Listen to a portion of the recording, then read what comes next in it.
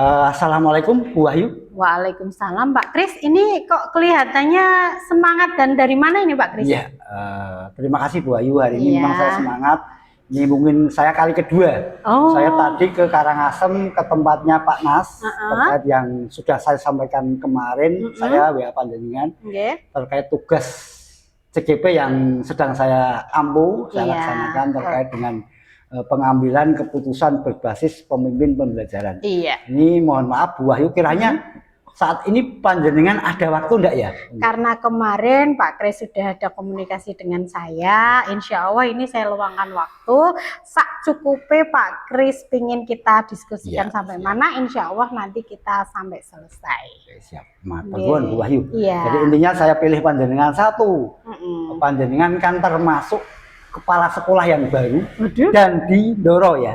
Dan kemarin alhamdulillah saya mendengar kabarnya SD panjenengan juga besok hari Rabu tidak salah ya, berhak mewakili Kabupaten Pekalongan untuk mengikuti lomba FTPI. Harapannya lebih maju panjenengan, karirnya lebih maju. Nah ini Bu Wahyu, kaitannya dengan tugas ini nanti kami akan mengajukan beberapa pertanyaan terkait dengan tugas yang sedang saya laksanakan. Harapannya nanti tugas ini atau pertanyaan ini bisa panjenengan jawab ya, sesuai dengan apa yang, karena ini pertanyaan adalah sesuai yang ada di tugas. Saya tidak keluar dari begitu ya Pak. Terima kasih Bu Wahyu, langsung saja Bu Wahyu ya. Boleh. Untuk nomor 1 mungkin selama ini bagaimana Anda dapat mengidentifikasi kasus-kasus yang merupakan dilema etika atau bujukan moral? Baik.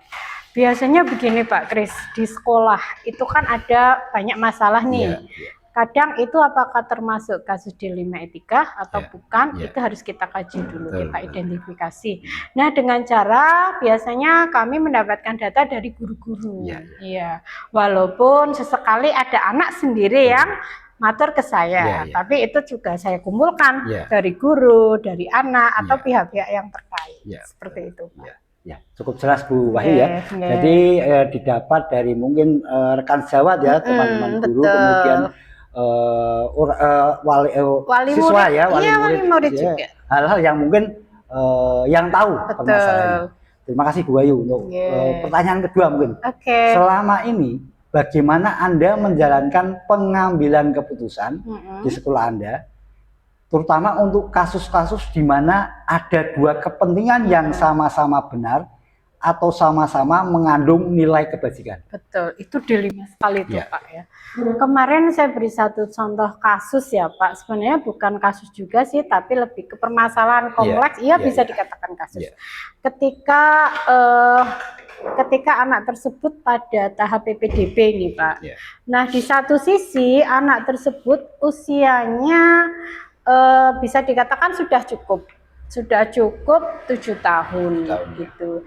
Namun mengingat kota di tempat kami itu yang sudah cukup Pak, karena kan kami hanya untuk tahun ini kami menerima satu rombel dengan berbagai pertimbangan fasilitas. Di situ kami menemukan kasus yang seharusnya sudah masuk Pak, tapi anak tersebut ya karena mungkin dia kalau diambil diidentifikasi dia itu anaknya sedikit manja. Jadi walaupun di dalam kelas itu kadang berangkat, kadang tidak, seperti itu Pak. Jadi kayak sekarang itu kan merdeka belajar nih Pak. Kita tidak boleh ada anak yang tinggal kelas. Nah di situ kita kaji terus. Ternyata anak tersebut beberapa hari plus nggak masuk. Itu kan mempengaruhi juga tentang presensi, gitu ya Pak. Nah untuk hal-hal seperti itu begini Pak. Kadang ada permasalahan yang harus segera diselesaikan. Kadang juga kita butuh kapan-kapan nanti ada semacam langkah-langkah seperti ya Pak. Nah untuk kasus tadi memang kami akan berkolaborasi dengan teman-teman itu Pak. Jadi tidak langsung kita selesaikan seperti itu Pak. Ya jelas sekali Bu Wahyu ya. Jadi mungkin masalahnya terkait PPDB ya. PPDB dan kenaikan kelas nanti. Betul. Dan mungkin panjenengan bagus sekali melibatkan rekan-rekan stakeholder yang ada di sekolah. Terima kasih Bu Wahyu untuk selanjutnya. Langkah-langkah atau prosedur seperti apa yang biasa Anda lakukan selama ini? Terus ini apa? Iya, kita masih bicara dengan kasus tadi ya. Langkah-langkah pertama ada identifikasi ini kasusnya bagaimana. Kemudian kita melakukan semacam observasi tentang bagaimana sih ini pemecahannya, harus bagaimana. Yang jelas ketika menemui dilema etika tersebut, saya lebih memberikan keputusan jangan sampai merugikan salah satu pihak. Harus adil ke semuanya. Nah, kadang di sini Pak, kita mendapat informasinya kan kurang nih. Makanya harus ada tahapan-tahapan. Nah, yang tahapan terakhir adalah refleksi dan evaluasi. Iya, seperti itu. Jadi memang cukup riskan sekali dan mungkin endingnya bagus sekali, malah bukan refleksi apapun keputusannya. Iya, betul. Terima kasih. Kemudian yang selanjutnya Bu Wahyu, hal-hal apa saja yang selama ini dianggap efektif dalam pengambilan keputusan pada kasus-kasus dilema etika? Halnya itu yang jelas saya lebih ke mementingkan hasil dari keputusan tersebut, lebih mementingkan semua pihak. Sebagai contoh nih Pak, kayak tadi. Di satu sisi anak tersebut kalau dinaikkan takutnya masih seperti itu ya, tapi di sisi lain kurikulum merdeka tidak bisa ada anak tinggal kelas. Nah, akhirnya kami beri masukan ke wali murid, ke gurunya untuk bisa lebih mendorong, memotivasi anak tersebut agar lebih aktif hadirnya, walaupun kita tidak bisa secara langsung memaksa, tapi setidaknya kita udah ada usaha bertahap-tahap seperti itu. Gitu. Berarti ada tahapan yang perlu panjenengan selesaikan, tidak serta-merta kita memutuskan keputusan. Betul. Kemudian hal apa saja yang merupakan tantangan Anda dalam pengambilan keputusan pada kasus dilema etika? Tantangannya apa saja? Tantangannya luar biasa Pak. Tantangannya itu justru lebih ke ketika pengumpulan data Pak. Banyak kadang informasi yang tidak lengkap masuk kepada saya, sehingga kan kesulitan saya dalam memutuskan. Nah, disitulah nanti kita harus bermain waktu. Iya, nanti dulu ya Bu, nanti dulu ya Pak, kita kumpulkan data dulu. Baru ketika data sudah lengkap semua, kita gali dari berbagai sisi, berbagai pihak, baru keputusan yang adil yang bagaimana yang nanti akan kita terapkan. Iya, bagus. Cepat, cukup jelas sekali. Kaitannya data ya Bu ya. Mungkin dari sumber karena tidak kelengkapan data mungkin nanti malah menimbulkan miss ya. Iya, betul.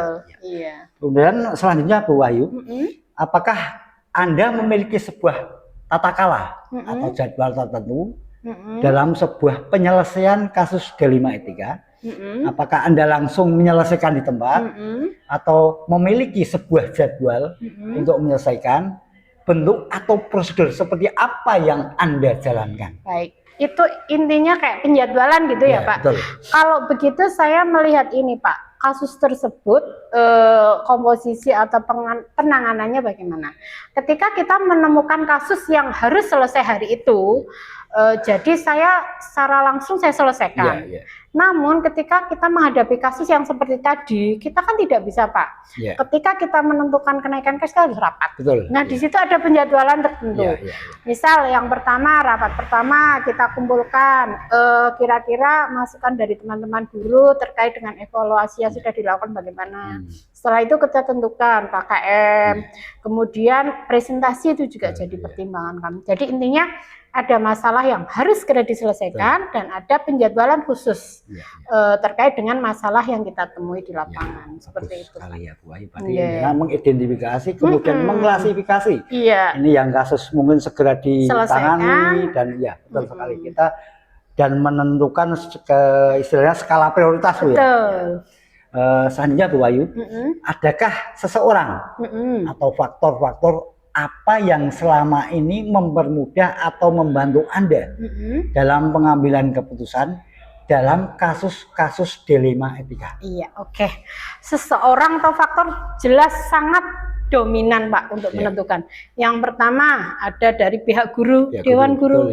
Nah ini wabil khusus ketika kita menghadapi satu anak di kelas berapa, data dari wali kelas tersebut yang kita cari yang pertama. Yang kedua ada dari wali murid. Kemudian ada dari komite. Dan yang terakhir ketika kita semua kadang mengalami kesulitan, kami langsung diskusi dengan pengawas. Jadi ada beberapa tingkatan permasalahannya. Nah, pada akhirnya nanti kita diskusikan, dan kalau belum juga ketemu kita langsung ngatur ke pengawas atau pimpinan. Jadi kan nanti keputusan kita harus adil, bijak dan merata seperti itu, Pak. Betul Bu Wahyu, berarti sesuai tangganya ya dari bawah, kemudian mungkin bawah kan kalau pembelajaran mungkin kan guru kelas, mungkin yang melibatkan anak kan wali murid. Kemudian paling tinggi mungkin ke atasan kita. Iya, pimpinan cukup jelas dan sangat dimengerti Bu Wahyu. Mungkin ini pertanyaan terakhir Bu Wahyu. Iya. Dari semua hal yang telah disampaikan, pembelajaran apa yang dapat Anda petik dari pengalaman Anda mengambil keputusan dilema etika? Iya.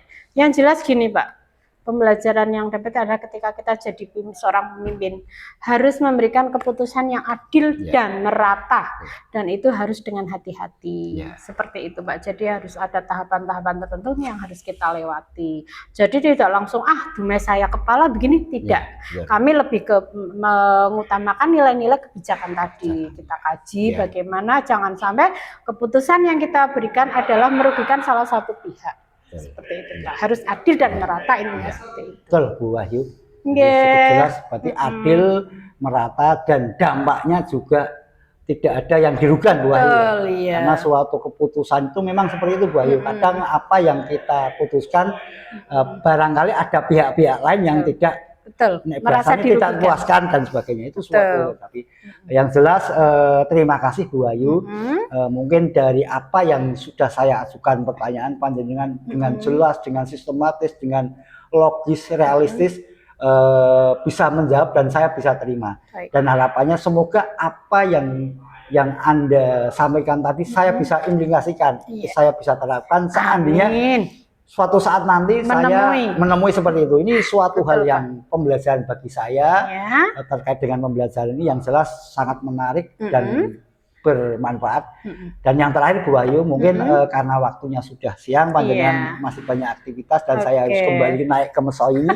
Nanti rencana masih ada wawancara lagi enggak Pak? Rencana ke depan? Nah ini makanya ini mungkin di awal kita seandainya tidak harus kegiatan CGP, kegiatan dunia pendidikan, mungkin walaupun kita beda kecamatan tidak ada salahnya satu kabupaten kita saling berkolaborasi seperti dulu, saling mendukung gitu satu KKG. Sekarang kita ketemu mungkin di momen yang lain dan dengan tingkatannya lebih tinggi, dan harapannya besok hari Rabu panjenengan dalam melaksanakan dengan teman-teman di Kabupaten Pekalongan secara umum sukses dalam pelaksanaan dan hasilnya juga bagus. Nanti bisa memacu di talon. Itu saja Bu Wahyu. Untuk itu kami mohon maaf sekali lagi, jangan kapok seandainya saya membutuhkan panjenengan. Dengan senang hati. Suatu saat saya akan kembali ke sini ya. Terima kasih Bu Wahyu. Saya Iri. Wassalamualaikum warahmatullahi wabarakatuh. Waalaikumsalam warahmatullahi wabarakatuh. Monggo Pak Kris. Wes Thomas.